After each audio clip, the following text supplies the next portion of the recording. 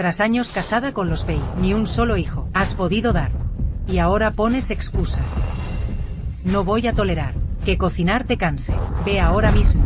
Falta un mes para el examen imperial. Si te desentiendes ahora y perjudicas a Sue, ¿qué haremos? Eres irresponsable. Cuidé día y noche de Peizuo con devoción, mientras su abuela solo sabía ayudar, estorbando.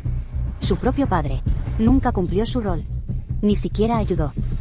Y ahora ella, con total autoridad, me acusas de irresponsabilidad. ¡Qué ridículo! Te ordeno que lo hagas ahora mismo.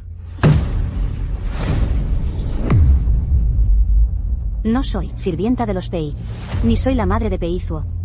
Con él he sido más que comprensiva. No tengo nada que reprocharme. Desde hoy, no solo la comida, sino todo lo relacionado dejará de ser asunto mío. ¿Qué has dicho?